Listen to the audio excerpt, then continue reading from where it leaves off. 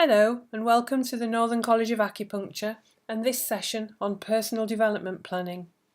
My name is APemberton and I'm here to guide you through the session. So what is personal development planning? In 1997, the Deering Enquiry recommended that all students in higher education were introduced to personal development planning. The Quality Assurance Agency now expects all universities to use something called the Progress File Initiative to ensure you make the best of your time at university by planning your hopes and dreams. Without a vision, we are unlikely to reach our goal. And without a goal, how do we motivate ourselves? The PDP refers to so much more than career planning though. It is also about developing that wider base of skills and personal qualities that make you the best practitioner that you can be.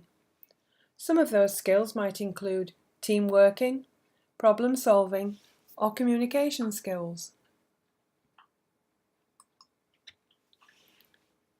So the overview for this session is to look at what is personal development planning, what can it offer you as a student, what challenges might you face in completing your PDP, what exactly is the process and how does this unfold?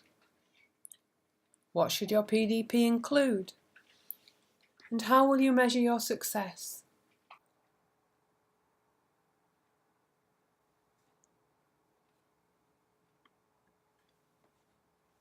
This is the Quality Assurance Agency's definition of the purpose of a PDP to you as a student.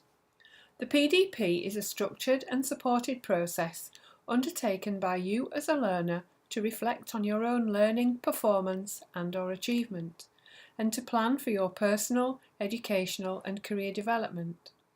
It is an inclusive process that is open to all learners in the higher education provision. In essence, it is a holistic view of you as a student. It is designed to be used with reflective models such as Kolb's Cycle of Effective Learning, 1984.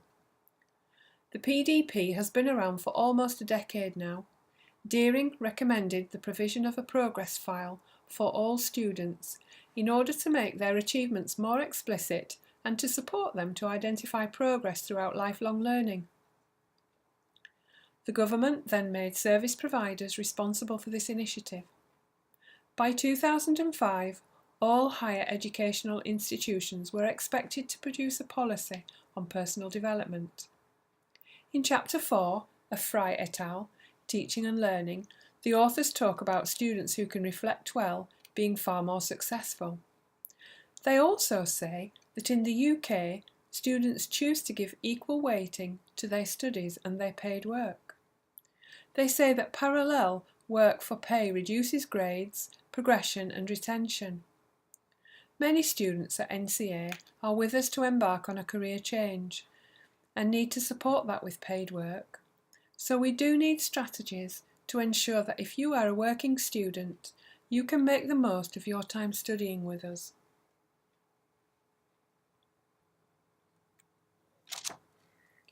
At its best, according to Cottrell 2010, the PDP process develops well-rounded, reflective individuals who are responsible, emotionally mature, forward-thinking, and capable of working with others.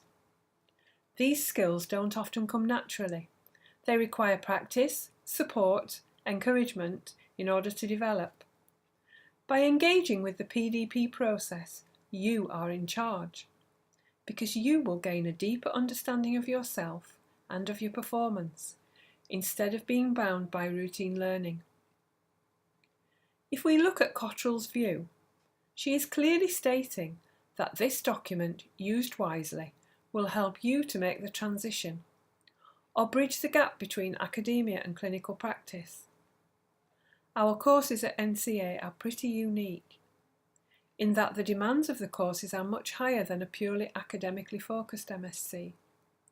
This has to be the case in order for you to comply with the professional requirements on the road to becoming a safe and effective practitioner.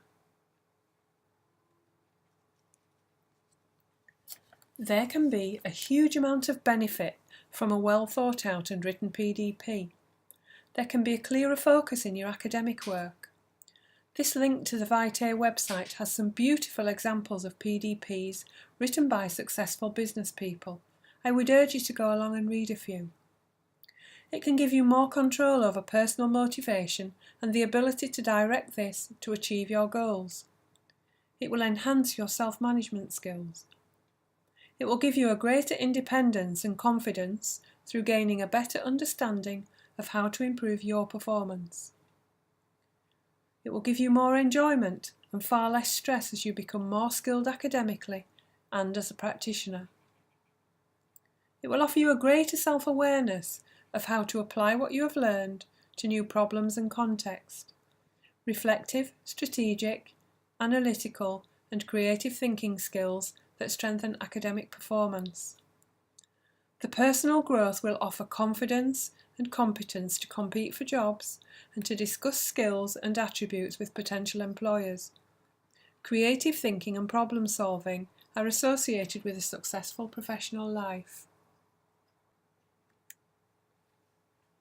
Now let's move along to look at some reflective models that you might use for your PDP. I am not going to discuss all of these models in detail. Most of you will have at least have heard of the SWOT analysis. SWOT has a very strong presence in the Salesforce communities where there is an immense amount of drive and ambition, and competition is fierce, such as pharmaceutical sales. SAW and DOTS models are much more positive, although using the DOTS model in practice doesn't always feel logical according to Arti Kumar. The SAW model can be superimposed over SWOT, offering you a new vocabulary that encourages a more positive stance and therefore attitude. SAW helps you to discover your strengths and how they are working for you now, but also to align your strengths with opportunities that will take you forward. You could use any of these models and ways to present your information. Remember, this document is about you.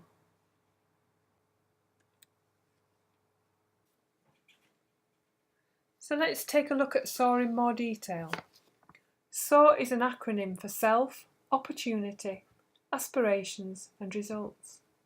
If we dissect the SAW model into its component elements, what does that give us? First and foremost, it gives us self. This is your chance to really think about the skills and attributes, values and interests that make up you. You are unique. You will each have a number of threshold concepts to achieve. You wouldn't be here right now if you didn't, but this is your starting point, your springboard. Next, look at opportunity. Here, you might want to consider the full range of occupations that will be available once you qualify. Or you may wish only to consider being a practitioner within your chosen modality. You may not be aware of what your final goal would be right now, and that's fine too. In this case, keep your scope wide so that you don't miss any opportunities that you may not have considered. Then, choose up to 3 topics to focus your learning in the short term. What opportunities are available for you to meet the competencies required of you? Your opportunities might be aspects of the course, external CPD events, or they may come from work or leisure activities. Think holistically. Aspirations. Think clearly about where you are now and where you would like to be in 3 months, 6 months, 1 year, 3 years, 5 years, but also your steps towards reaching your aspirations.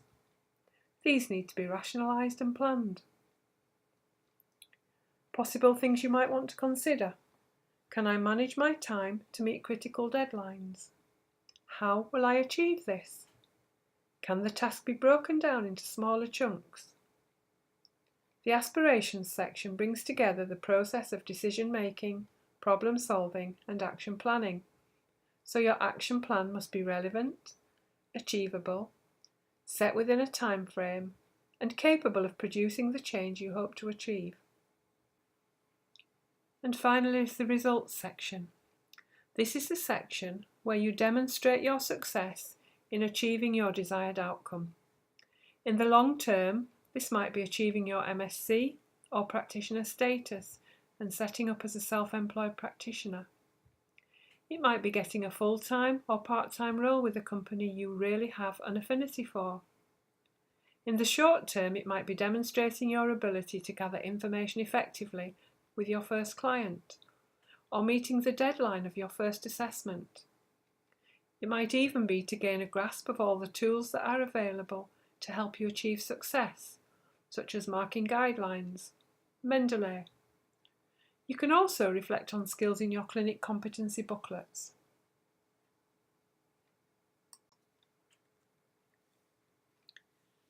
And for the visual learners, I just thought I'd put the SAW model together visually for you, so I'm just going to leave you for a couple of moments just to breeze over this.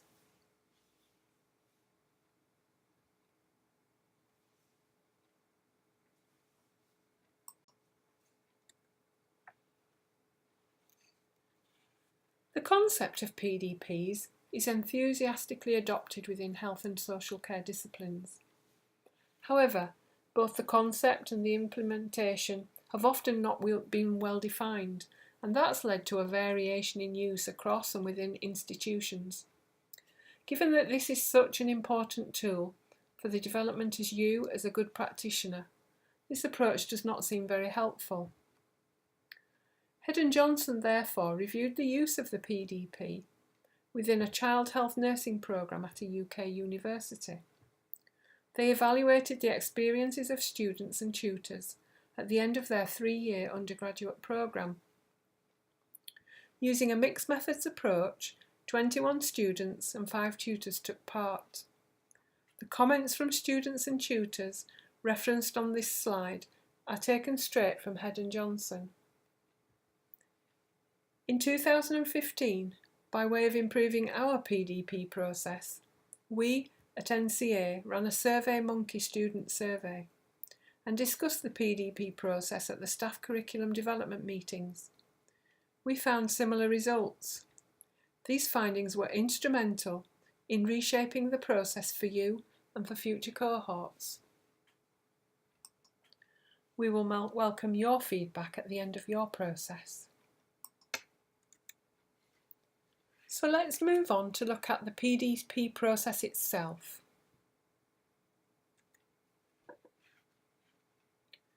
On your first introductory day at NCA, you will all be assigned a personal tutor. It is imperative that you make initial contact with your tutor within 2 weeks of commencing your course. Tutors are all freelance, so their diaries are very full. You need to get your name in their diary as soon as possible. The first meeting place must take place before the 15th of November. The second meeting will be arranged between you and your tutor, and in between those dates, you will be updating your PDP regularly.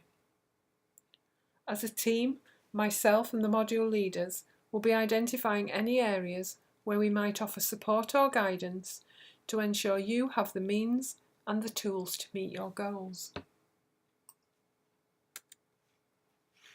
When you start working with your PDP, this is the first document you will need: the PDP Self-Assessment Questionnaire. This questionnaire contains the competencies required of you in order to complete the course successfully. You will need to rank all of these competencies according to where you feel you are right now. As you can see, you need to score each competency between 1, poor, and 7, excellent. You are not comparing yourself to others at all. This is your interpretation of where you are. Please don't worry. Most students undersell themselves at first. At your first appointment with your personal tutor, you will discuss your self-assessment. You may decide to change your rankings following your discussion, and this is okay too.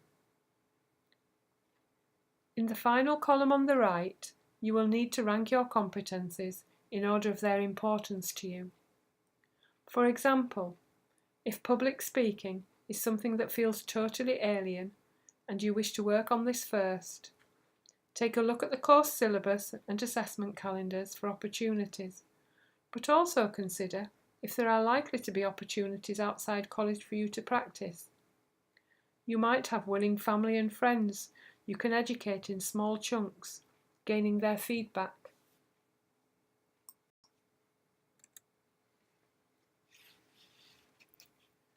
This is the second and final document relating to your PDP.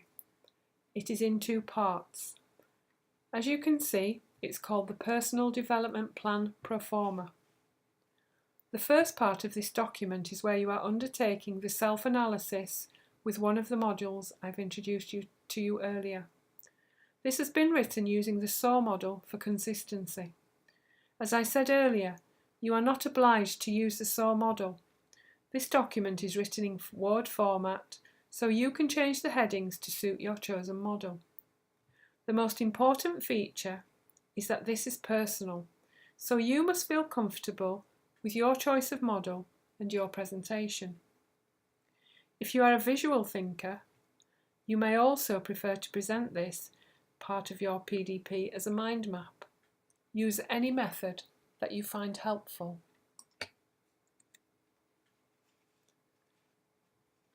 The second part of the PDP is your progression plan. Now please choose 3 items from your PDP initial self-assessment and transfer these to the first column on this table. Using the example set, have a go at completing the SMART objectives as defined here. Bring both documents along to the first teaching weekend, where time will be given to group working and peer feedback to help you make the best use of this. On the nutrition course, we also use this to map our learning objectives from clinical observations. When you have consulted with a client and received your feedback from your peers and your tutor, you will have identified 2 competencies that you wish to work on for next time. These should be transferred to your PDP progression plan so that you can create SMART actions to assist your progression to the next stage. We use this PDP progression plan in conjunction with your clinical competencies booklet. Don't worry about these now. We will show you this on the first clinical skills teaching day.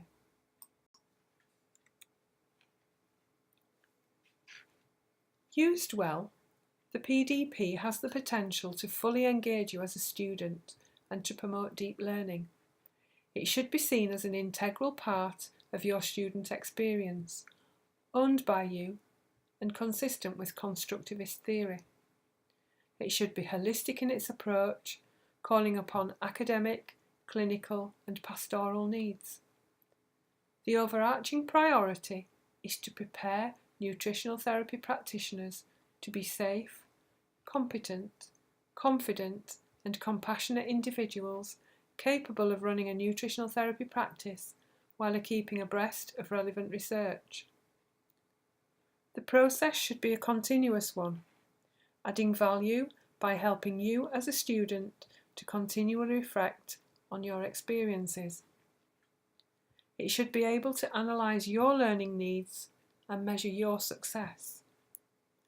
It should empower you to take responsibility for your own learning by becoming more effective, independent, and a confident, self-directed learner. It offers you the potential to grow. A nice analogy for me is that you as a student come into college like a rose seed ready to sprout. We provide the food and protection from the elements to protect the new stems, but you have to turn that into the beautiful flower. Reflection and personal development profiles are the stems that lift the flower to the sun. NCA tutors are keen to help you progress. You are afforded an hour of contact time with your personal tutor to ensure that you fully understand what is asked of you and to guide you through the process. Time is also scheduled within the first teaching weekend to allow you to work together and help each other. An exemplar is available on Moodle and you will have the via website PDPs to check in on.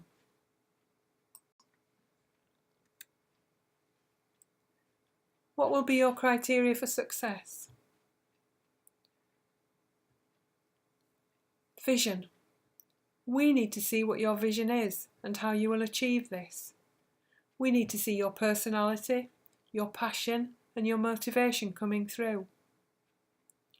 Your achievements need to be measurable and tangible in the short, medium, and long term. These might need a staged approach. You need to show a potential employer that you are able to step outside of your comfort zone to achieve more and higher. Have you provided proof where you can of what you have achieved by referencing documents, websites, or verifiable outcomes? Have you ordered your PDP logically so that it would make sense to someone who doesn't know you? Does your reader get an immediate idea of what you are good at and what's relevant to them? Can anyone reading your PDP understand the relevance of your skills? Most people simply list their skills somewhere on a PDP without explaining why those skills are relevant or meaningful. This makes it difficult for the reader to understand how the applicant's skills may apply to their business. And finally, what do you do now? If you haven't done so already, you need to download and familiarise yourself with the PDP self-assessment and the PDP Proforma. Complete the PDP self-assessment, then transfer the three skills you wish to work on to the PDP progression plan. Bring these along to the course introductory weekend. I want to thank you for your time. Hope you enjoy the course, and I look forward to working with you all in person. Take care for now.